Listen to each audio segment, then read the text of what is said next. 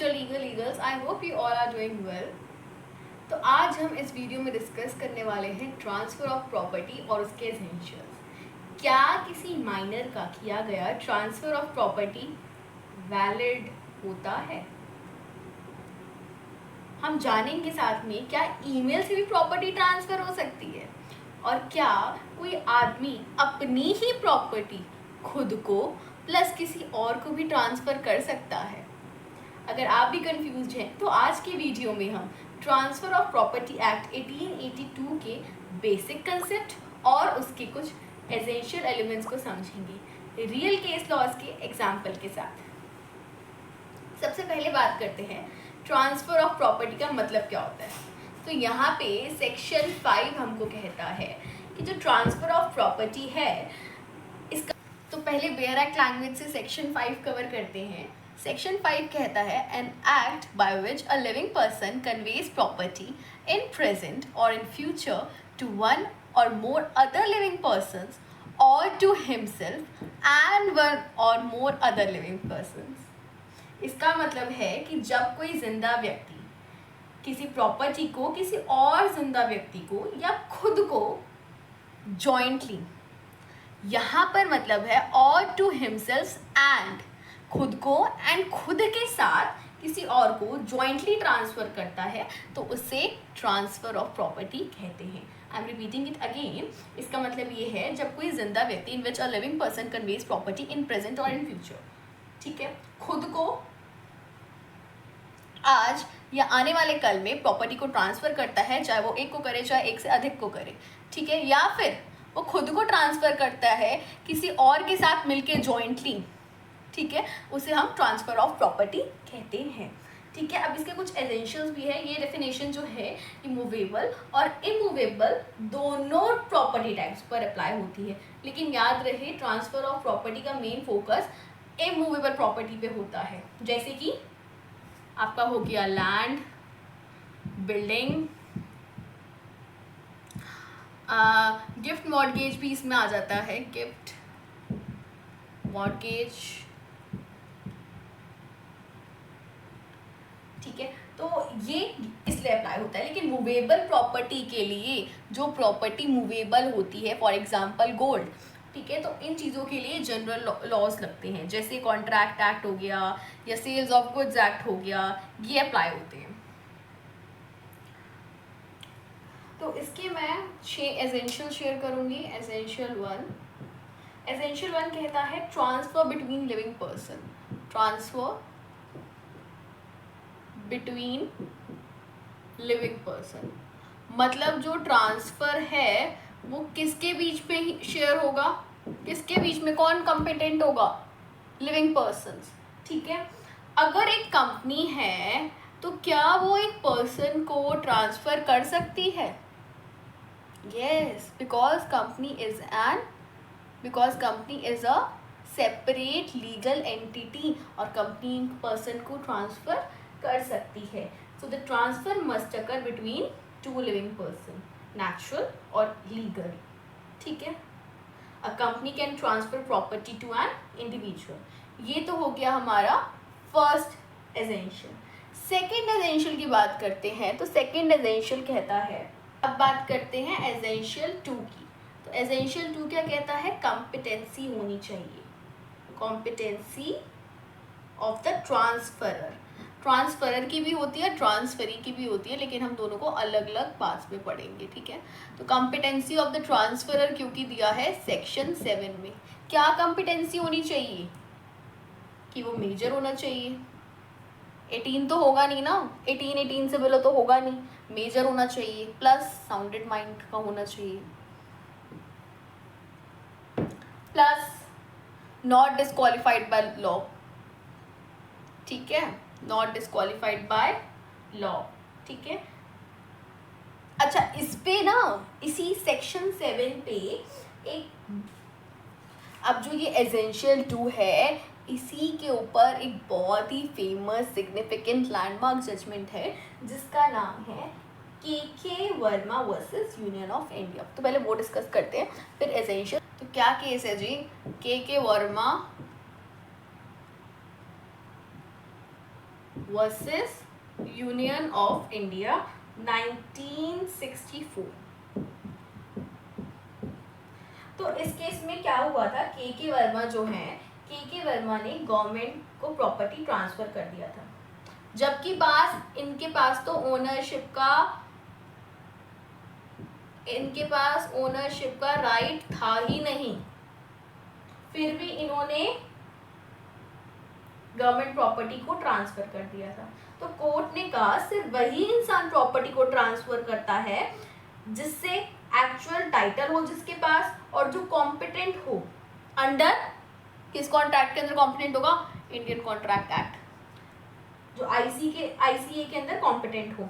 तो अगर ये एग्जाम में आएगा तो हम किस तरीके से लिखेंगे इसको कि in the case the court held that only a person who is legally entitled to a property, इसके पास ओनरशिप नहीं था इधर, कैन ट्रांसफर इट।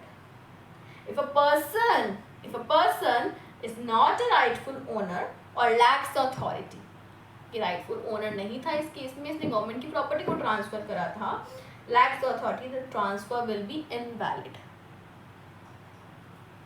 void मत लिखना, क्या लिखना, invalid। इसके पीछे भी लॉजिक है। क्या हुआ इस केस में, this case highlights the importance of the competent and authorised transfer under section 7। ठीक है, तो अगर केस लॉ लिखना होगा कि कॉम्पिटेंट इन नेचर या टीपीए के क्या एसेंशियल्स हैं, तो ये केस तो बहुत इम्पॉर्टेंट है। ठीक है, अभी हमने देखा ये हमारा एसेंशियल 2 था जिसमें हमने बात करी कॉम्पिटेंट ऑफ द ट्रांसफरर। अब एसेंशियल 3 पे आते हैं जिसमें हम बात करेंगे competent of the transferee. Transferee का भी सेम ही है, वैसे तो मैं इधर ही बता देती हूँ। ट्रांसफरी भी जो है वो साउंडेड माइंड का होना चाहिए एंड वो मेजर होना चाहिए, बस इसमें यही है अगर वो माइनर होता है, ठीक है, अगर वो माइनर होता है तो वो एज अ गिफ्ट रिसीव कर सकता है, लेकिन उसके लिए भी डायरेक्टली उसको नहीं जाएगा जब तक वो मेजर नहीं हो जाएगा। ठीक है, इसके लिए एक बीच में लीगल गार्जियन अपॉइंट होता है। ठीक है, तो ये लीगल गार्जियन पे प्रॉपर्टी रहेगी जब तक कि ये जो माइनर है ये 18+ की एज को अटेन नहीं कर लेता। तो जैसे ही इसने माइनर ने 18+ की एज को अटेन करा तो लीगल गार्जियन से प्रॉपर्टी इधर शिफ्ट हो जाती है। बस यही था एसेंशियल 3 में competency of the transferee. Transferee मतलब रिसीवर, ट्रांसफरर मतलब जो इसमें था, ट्रांसफरर मतलब गिवर। ठीक है, अब आते हैं एसेंशियल 4 पे। एसेंशियल 4 की बात करते हैं, लॉफुल ऑब्जेक्ट एंड कंसिडरेशन। आप किसी प्रॉपर्टी को ट्रांसफर कर रहे हैं, पर क्यों? अगर ऑब्जेक्ट या कंसिडरेशन ही अनलॉफुल हुआ तो, जैसे इलीगल एक्टिविटी के लिए तो ट्रांसफर ऑटोमेटिकली वॉइड हो जाता है। तो इसमें लॉ कहता है क्लीन हैंड्स क्लीन डील। ठीक है, तो जो भी आपका कंसिडरेशन है बीच में वो लीगल होना चाहिए। फॉर एग्जांपल वो ब्लैक मनी के थ्रू नहीं होना चाहिए। आपका जो कंसिडरेशन में आप अमाउंट ले रहे हो तो वो ब्लैक मनी तो बिल्कुल नहीं होना चाहिए। एक और एग्जांपल ले लेते हैं, मान लेते हैं आप ट्रांसफ़र कर रहे हो, लेकिन आप ट्रांसफ़र क्या कर रहे हो? गैम्बलिंग डेन, आप इसका ट्रांसफ़र कर रहे हो। तो ये जो इसका कॉन्ट्रैक्ट बना रहे हो आप, तो शुरू से ही वॉइड कहला दिया जाएगा। वॉइड क्या होता है? तो जब से बना है एग्रीमेंट, जब से वो कॉन्ट्रैक्ट बना है, वो शुरू से ही लागू ना हो, शुरू से ही ना माना जाए लॉ के द्वारा, तो उसे क्या बोलते हैं? वॉइड बोलते हैं। तो ये कह रहे हैं कि जो उसका लॉफुल ऑब्जेक्ट या कंसिडरेशन है वो वैलिड तो होना चाहिए। जो आप ट्रांसफ़र कर रहे हो, मान लो दोनों पार्टीज कॉम्पिटेंसी में है, सब सही है, लेकिन आपका जो बीच का ऑब्जेक्ट है वही बेकार है, वही इलीगल है, वही अगेंस्ट द लॉ जा रहा है, तो वो तो शुरू से ही वॉइड माना जा रहा है। ठीक है, तो आपका जो कंसिडरेशन है वो माना नहीं जाएगा। 5th एसेंशियल की बात करते हैं, ट्रांसफरेबल प्रॉपर्टी। एसेंशियल 5 पे आते हैं, ये बात करता है ट्रांसफरेबल प्रॉपर्टी की, एंड ये सेक्शन 6 में आता है। अब जैसे कि हर प्रॉपर्टी ट्रांसफरेबल नहीं होती है, कुछ प्रॉपर्टीज़ जो होती है वो लॉ के अकॉर्डिंग ट्रांसफ़र नहीं की जा सकती। For example right to future maintenance, टाइपेंस of government servants and chance of inheritance, जिसे स्पेक सक्सेशन भी बोलते हैं। ठीक है, तो यहाँ एक व्यक्ति जो है उसने फ्यूचर में मिलने वाली प्रॉपर्टी का ट्रांसफ़र कर दिया कि फ्यूचर में मिलेगी, पहले से ही ट्रांसफ़र कर दिया, लेकिन कोर्ट ने मना कर दिया क्योंकि एक्सपेक्टेशन इज़ नॉट पोसेशन।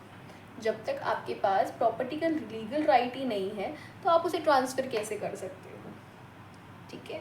ऐसे ही एक पर्सन ने अपने हियरशिप का राइट ट्रांसफ़र कर दिया, ये बहुत ही मेजर केस लॉ है, सेक्शन 6 का बहुत ही सिग्निफिकेंट रोल प्ले करता है। तो एक पर्सन ने अपनी हियरशिप का राइट ट्रांसफ़र कर दी, मतलब कि वो जब फ्यूचर में किसी के मरने के बाद प्रॉपर्टी मिलेगी उसका ट्रांसफ़र पहले ही कर दिया कि भाई ये प्रॉपर्टी तो मेरी ही होने वाली है, मैं पहले ही ट्रांसफ़र कर दूँ।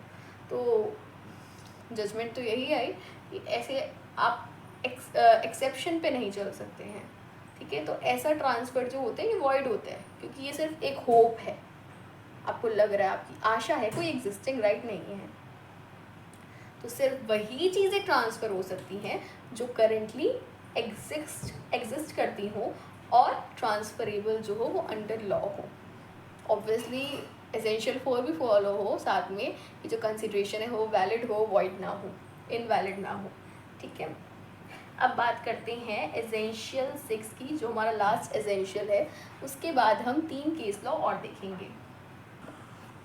तो last but not the least, essential 6, proper mode of transfer. Transfer का सही तरीका होना चाहिए, जैसे कि अगर गिफ्ट है तो गिफ्ट के लिए क्या होगी, रजिस्टर्ड डीड होगी। सेल है तो सेल के लिए क्या होगी, रजिस्टर्ड सेल डीड होगी। लीज है तो लीज के लिए क्या होगा, लीज एग्रीमेंट होगा, ठीक है। अच्छा, और इधर अगर सेल है और यहाँ पे ये है तो क्या होगा, रजिस्टर्ड इंस्ट्रूमेंट भी होगा प्लस अटेस्टेशन भी होगा, ठीक है। गिफ्ट जो है, गिफ्ट के लिए क्या फॉलो होगा, गिफ्ट के लिए वही सेक्शन 122 फॉलो होगा कि जो gift must be in writing, registered and attested. Lease, mortgage, exchange, इनके लिए क्या फॉलो होगा, सेक्शन 54 फॉलो होगा। क्या फॉलो होगा, इसमें डिफाइन करा हुआ है कि सेल क्या होती है और उसके जो भी रजिस्ट्रेशन रिक्वायरमेंट्स है वो बताए गए हैं, ठीक है। ये तो हो गया हमारा एसेंशियल 6। तो हमने एसेंशियल्स देख लिए, हमने देख लिया ट्रांसफ़र ऑफ प्रॉपर्टी क्या होता है, कहाँ मेंशन करा गया है। अब हम कुछ 3 इंपॉर्टेंट केस लॉज देखेंगे। इफ क्वेश्चन आ जाता है एग्जाम में, what is transfer of property, define transfer of property and explain it's essential, so this will be the very perfect and the best answer, ठीक है। अब हम देखते हैं कुछ 3 केसेस।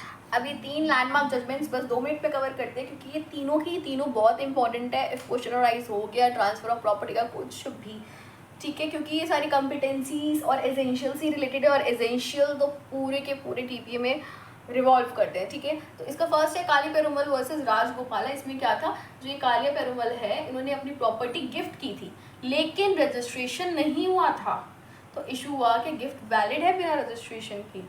तो इधर कोर्ट ने हेल्ड किया कि इमूवेबल प्रॉपर्टी का रजिस्ट्रेशन जो है, इधर कोर्ट ने हेल्ड करा कि जो इमूवेबल प्रॉपर्टी का ट्रांसफ़र है वो बिना रजिस्ट्रेशन के वैलिड नहीं होता, ठीक है।